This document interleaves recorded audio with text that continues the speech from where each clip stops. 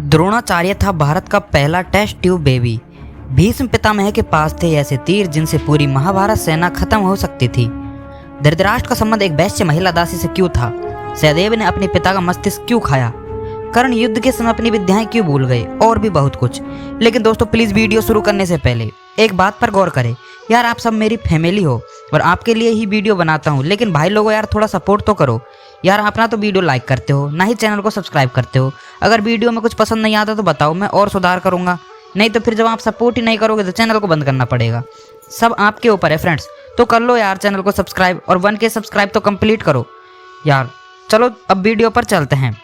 Fact number 11, Dronacharya को भारत का पहला टेस्ट ट्यूब बेबी माना जा सकता है।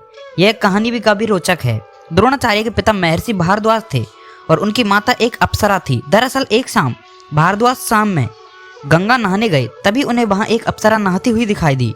उसकी सुंदरता को देख ऋषि मंत्र मुग्ध हो गए और उनके शरीर से शुक्राणु निकला, जिसे ऋषि ने एक मिट्टी के बर्तन में जमा करके अंधेरे में रख दिया। इसी से द्रोणाचार्य का जन्म हुआ। फैक्ट नंबर 10, जब पांडवों के पिता पांडु मरने के करीब थे तो उन्होंने अपने पुत्रों से कहा कि बुद्धिमान बनने और ज्ञान हासिल करने के लिए वे उनका मस्तिष्क खा जाएं। केवल सहदेव ने उनकी इच्छा पूरी की और उनके मस्तिष्क को खा लिया। पहली बार खाने पर उसे दुनिया में हो चुकी चीजों के बारे में जानकारी मिली। दूसरी बार खाने पर उसने वर्तमान में घट रही चीजों के बारे में जाना और तीसरी बार खाने पर उसे भविष्य में क्या होने वाला है इसकी जानकारी मिली। फैक्ट नंबर 9, जब कौरवों की सेना पांडवों से युद्ध हार रही थी तब दुर्योधन भीष्म पितामह के पास गया और उन्हें कहने लगा कि आप अपनी पूरी शक्ति से ये युद्ध नहीं लड़ रहे हैं। भीष्म पितामह को काफी गुस्सा आया और उन्होंने तुरंत 5 सोने के तीर लिए और कुछ मंत्र पढ़े। मंत्र पढ़ने के बाद उन्होंने दुर्योधन से कहा कि कल इन 5 तीरों से वे पांडवों को मार देंगे। मगर दुर्योधन को भीष्म पितामह के ऊपर विश्वास नहीं हुआ और उसने तीर ले लिए और कहा कि वह कल सुबह इन तीरों को वापस करेगा। इन तीरों के पीछे की कहानी भी बहुत मजेदार है। भगवान कृष्ण को जब तीरों के बारे में पता चला तो उन्होंने अर्जुन को बुलाया और कहा कि तुम दुर्योधन के पास जाओ और 5 तीर मांग लो। दुर्योधन की जान तुमने एक बार गंधर्व से बचाई थी, इसके बदले उसने कहा था कि कोई एक चीज जान बचाने के लिए मांग लो। समय आ गया है कि अब भी तुम उन 5 सोने के तीर मांग लो। अर्जुन दुर्योधन के पास गया और उसने तीर मांगे। क्षत्रिय होने के नाते दुर्योधन ने अपने वचन को पूरा किया और तीर अर्जुन को दे दिए। फैक्ट नंबर 8, अभिमन्यु की पत्नी वत्सला बलराम की बेटी थी। बलराम चाहते थे कि वत्सला की शादी दुर्योधन के बेटे लक्ष्मण से हो। वत्सला और अभिमन्यु एक दूसरे से प्यार करते थे। अभिमन्यु ने वत्सला को पाने के लिए घटोत्कच की मदद ली। घटोत्कच ने लक्ष्मण को इतना डराया कि उसने कसम खा ली कि वह पूरी जिंदगी शादी नहीं करेगा। फैक्ट नंबर 7, सहदेव जो अपने पिता का मस्तिष्क खाकर बुद्धिमान बना था, उसमें भविष्य देखने की क्षमता थी। इसलिए दुर्योधन उसके पास गया और युद्ध शुरू करने से पहले उससे सही मुहूर्त के बारे में पूछा। सहदेव यह जानता था कि दुर्योधन उसका सबसे बड़ा शत्रु है, फिर भी उसने युद्ध शुरू करने का सही समय बताया।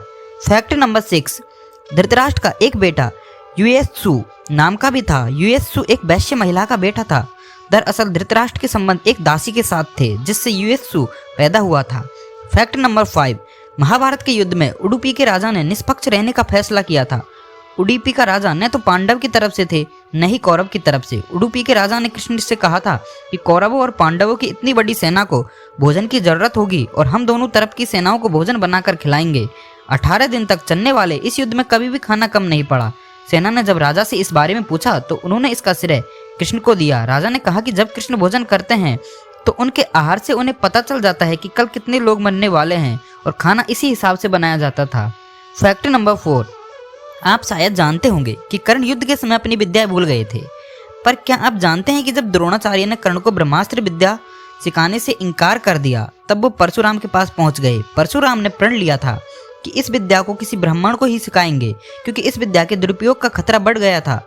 कर्ण यह सीखना चाहते थे, तब उन्होंने खुद को ब्राह्मण का पुत्र बताया और उनसे यह विद्या सीख ली। जब परशुराम को यह पता चला तो उन्होंने क्रोधित कर्ण को श्राप दिया कि तुमने मुझसे जो भी विद्या सीखी है वह झूठ बोलकर सीखी है, इसलिए जब भी तुम्हें इस विद्या की सबसे ज्यादा आवश्यकता होगी तभी तुम इसको भूल जाओगे, कोई भी दिव्यास्त्र का उपयोग नहीं कर पाओगे। और महाभारत के युद्ध में यही हुआ। फैक्ट नंबर 3, अर्जुन को जब वनवास हुआ था तब वे अलग अलग तीर्थ स्थलों में जाकर रहने लगे।